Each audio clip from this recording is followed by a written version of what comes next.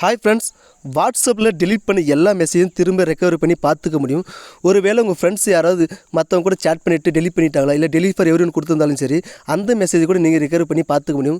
ஒருவேளை உங்கள் ஃப்ரெண்ட்ஸுங்களாலும் சரி, இல்லை உங்கள் வீட்டில் இருக்கிறாலும் சரி, அவங்க ஒருவேளை உங்கள் மொபைல் எடுத்து யூஸ் பண்ணிவிட்டு சேட் பண்ணிட்டு யாரும் கிடையாது டெலீட் பண்ணியிருந்தாலும் சரி, அந்த மெசேஜ் நீங்கள் ரெக்கவர் பண்ணி பார்த்துக்க முடியும். ஒருவேளை நீங்களே தெரிஞ்சோ தெரியாமலோ வாட்ஸ்அப்பில் மெசேஜ் டெலீட் பண்ணியிருந்தாலும் சரி, அந்த மெசேஜ் உங்களால் ரெக்கவர் பண்ணி பார்த்துக்க முடியும்.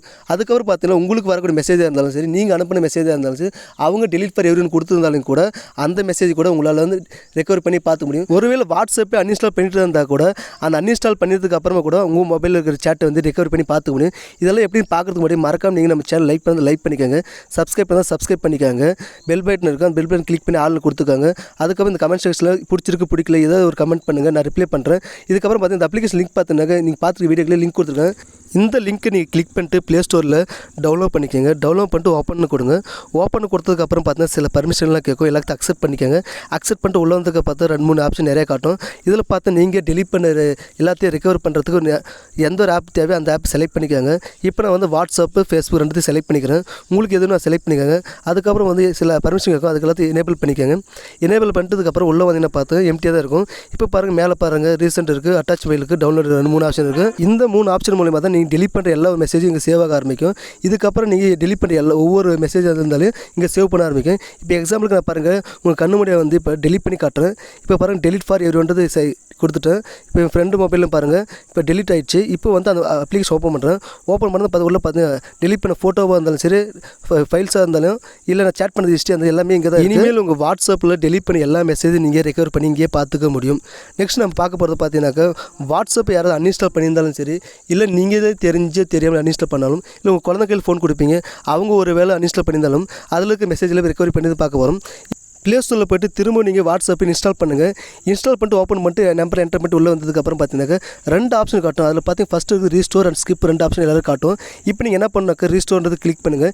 கிளிக் பண்ணிங்கன்னா போதும், ஆட்டோமேட்டிக்காக உங்கள் மொபைலில் வந்து ரீஸ்டோர் எடுத்துக்கும். அதுக்கப்புறம் நெக்ஸ்ட் ஒரு ஆப்ஷன் காட்டும். நெக்ஸ்ட் வந்து கிளிக் பண்ணிக்கோங்க. கிளிக் பண்ணிட்டு உள்ளே வந்ததுக்கப்புறம் நேம் என்டர் பண்ணிட்டு நீங்கள் நெக்ஸ்ட் கொடுத்து உள்ளே வாங்க. இந்த மாதிரி என்டர் பண்ணிட்டு உள்ளே போகும்போது பார்த்தீங்கன்னா உங்களோட பேக்கப் பண்ணி எல்லா மெசேஜும் பார்த்து இப்போ தான் உள்ளே இருக்கும்.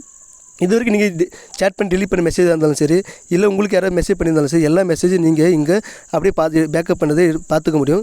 இது எப்படின்னு தெரிஞ்சுக்க நீங்கள் என்ன பண்ணுனாக்கா, உங்கள் மொபைல் இந்த மாதிரி பேக்கப் பண்ணிச்சிங்கன்னா நீங்கள் என்ன பண்ணணும், மேலே 3 டாட் இருக்கும், 3 டாட் கிளிக் பண்ணிக்கோங்க. கிளிக் பண்ணி கீழே செட்டிங்ஸ் இருக்கும். அந்த செட்டிங்ஸ் கிளிக் பண்ணதுக்கப்புறம் பார்த்தீங்கன்னா சேட் பேக்கப் ஒரு ஆப்ஷன் இருக்கும். சேட் வந்து கிளிக் பண்ணுங்கள். கிளிக் பண்ணிட்டு கீழே வந்தீங்கன்னாக்கா நிறைய ஆப்ஷன் இருக்கும். அது கீழே போனீங்கன்னாக்கா சேட் பேக்கப் ஒரு ஆப்ஷன் இருக்கும். அதில் வந்து சேட் பேக்கப் கிளிக் பண்ணிக்கோங்க.